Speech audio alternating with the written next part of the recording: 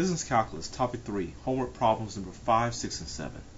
We have a cost function here, and this cost function is in thousands of dollars. So whatever answer we get, if the answer were 1, we would say that'll be 1,000. Okay, now we're looking first for the, we want to determine how fast the cost is increasing when the items is 4. Well, to find out how fast something is increasing, that's a rate. How fast? That's a rate. And as soon as we ask for a rate, that's the job of the derivative. So the derivative of this function, which will give us how fast it's increasing. Derivative of the constant is 0. The derivative of this is 2,220. Okay, and the derivative of this part right here is 0.08x. Okay, and now when we have 4 items, we know that this is increasing at 2220 minus 0.08 times 4, 2220, and let's see here, this will be 0.32. Let's subtract that, and the answer will be $2219.68. Okay, and this is how much is changing per item. Okay, when we get to the 4th item, that's how it's changing. Now, we want to compare that with airing the 5th commercial. Well, to know how much the 5th commercial costs, I need to know, or how much it increases to get to the 5th commercial. I need to know, well, how much does it cost to make the 5th commercial, and how much did it cost to make the 4th commercial?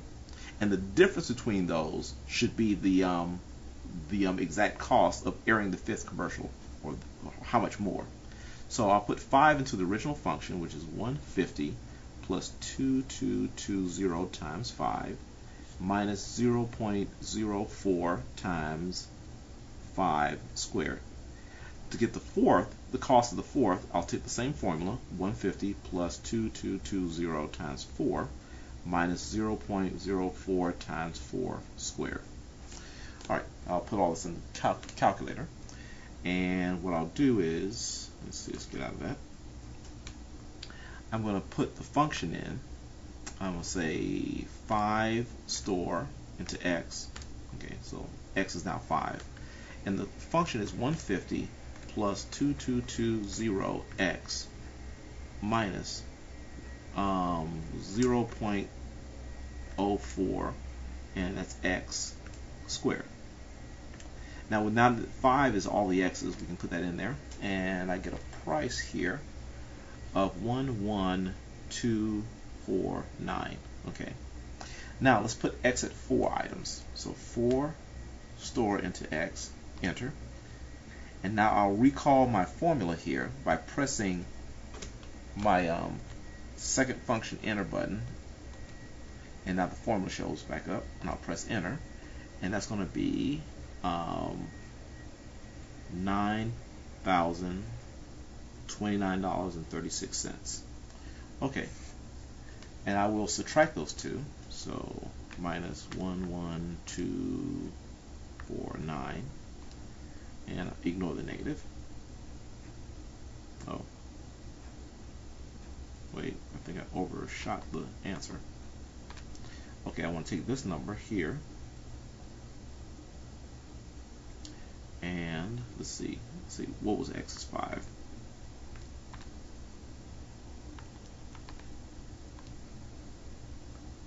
Okay, just wondering that. Okay, and then subtract 9029.36, and what we'll get is 2219.64. So this is how much it changed to go from the 4th item to the 5th item.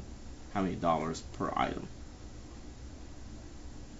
Okay, next we want to know the average cost, C, and then the average cost function, and then evaluate it at 4 items.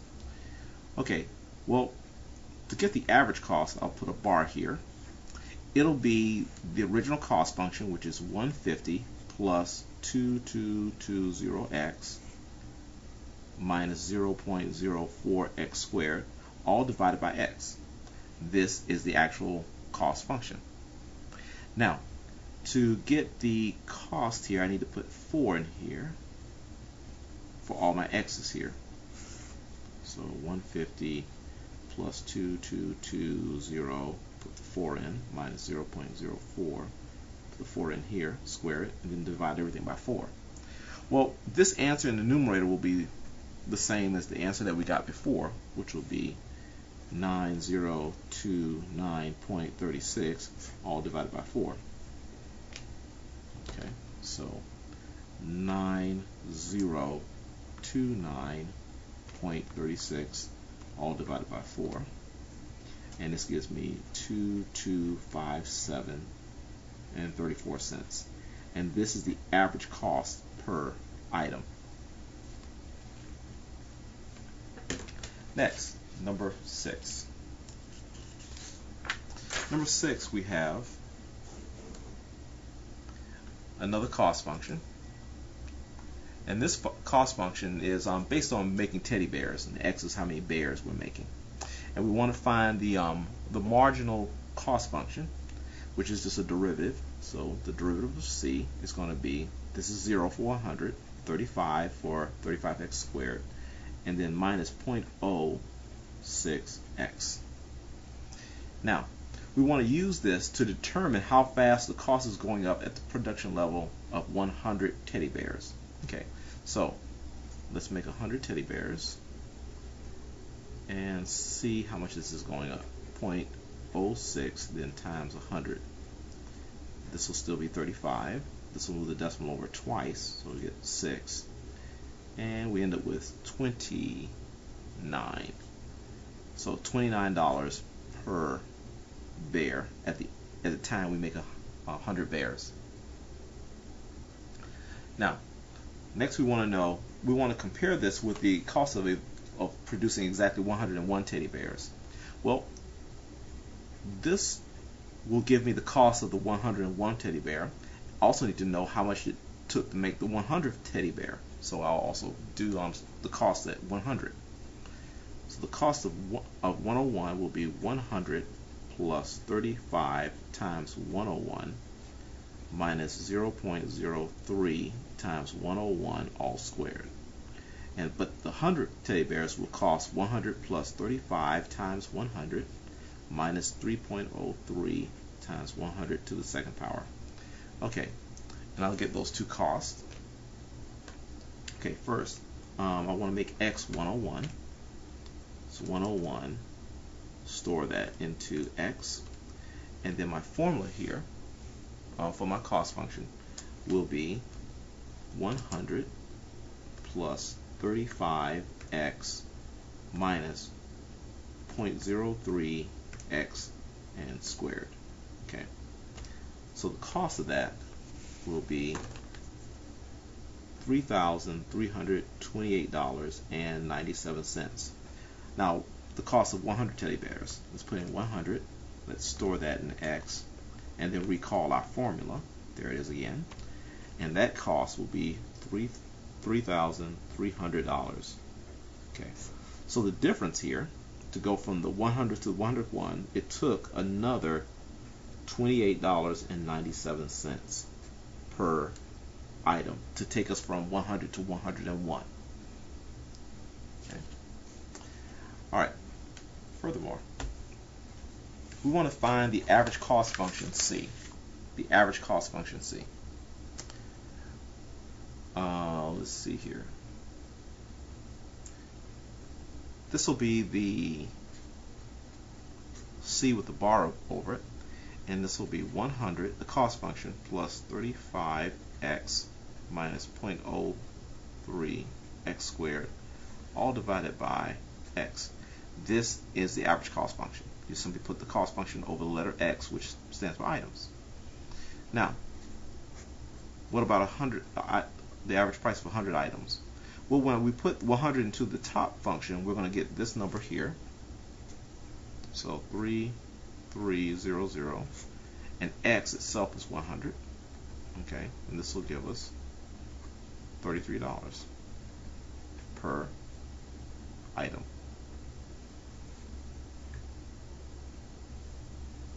Okay, number 7. Problem number 7. Your college newspaper, the Collegiate Investigator, sells the papers for 90 cents per copy, and the cost function is 30 plus 0.10x times 0.001x squared. We want to calculate the marginal revenue and the marginal profit functions, ones of the derivatives. Now, revenue itself comes from knowing what the how much you're getting for each copy. And it says we're making 90 cents per copy, so that'll be 0.90 times each item. Now when I take the derivative of this, we'll get the marginal revenue, which is just simply 0.90 cents per item. Okay, we also want the marginal profit function.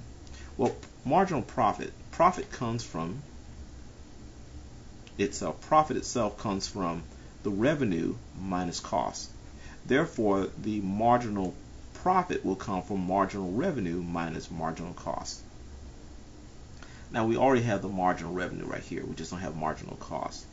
So, let's take the derivative of the cost function. We're going to get 0.10 plus 0.002x. Okay, so that's our marginal cost. So, our marginal profit would be the 0.90 minus, and I'll put a parenthesis here, the cost function, which is 0.10 plus 0.002x. And I'll distribute that negative, and I'll get negative 0.10, negative 0.002x. And then we'll combine the 90 cents minus the 10 cents, and we'll get 0.80 minus 0.002x, and that's our marginal profit. Okay, next we want to compute the revenue and the profit, and also the marginal revenue, marginal profit, if you have produced and sold 500 copies of the latest edition. Okay, so let's start with revenue. Revenue, we're getting 90 cents per copy. So when I put in 500 here, we're going to get 90 cents times 500, which is $450. The profit function is made out of revenue function minus the cost function. Okay, so I know that my revenue already is $450. My cost, I need to run that, put 500 into the cost function, and that's going to be 30 plus 0.10x, or 0.10500, plus 0.001 times 500 squared. Okay. Alright, that's $30. 10 cents times 500 gives us $50. And let's see, 500 squared times 0.001 gives us 250. So our cost will be $330, it looks like. Okay, so my profit on 500 items will be $450 minus $330, which all comes out to be, let's say, $120. Okay, and that's our profit for 500 items. Okay, and we're also asked for the marginal revenue on this. Okay, well, marginal revenue, here's the revenue, and marginal revenue is a derivative, so derivative of the revenue function would be 0.90. That's a constant function. So when we put in 500 items, we still get the 0.90. So this is 90 cents per item. So nothing changes because the derivative of the revenue function is a constant. Oh, sorry. Okay, the derivative of the revenue function is a constant because the derivative is 0.90. And so putting in 500 for x does not change anything. We also want the, say, marginal revenue and marginal profit. So let's go back to the profit function, which is right about there. Oh, here we already have the profit function there. So the profit function, we're going to put in 500, so we'll get 0.80 minus 0.002 times 500. Okay, 80 cents. And let's multiply this. We'll get 3 decimal changes here. So this will reduce by 3. 1, 2, 3. So it'll be 2 times 0.5, which is 1. So basically 80 cents minus $1 is going to be minus 20 cents. So that's 20 cents per item. So right now our profit, we're kind of losing profit. Our profit is going down per item. So there is a loss here. Okay. Let's see here. Now, what about the sale of the 501 copy? Let's see. Basically, you can find the profit of 500 and also find the profit at 501, and we'll subtract those two. Okay. Now the profit at 500 we already know is 120. The profit at 101, let's see here. Let me calculate that.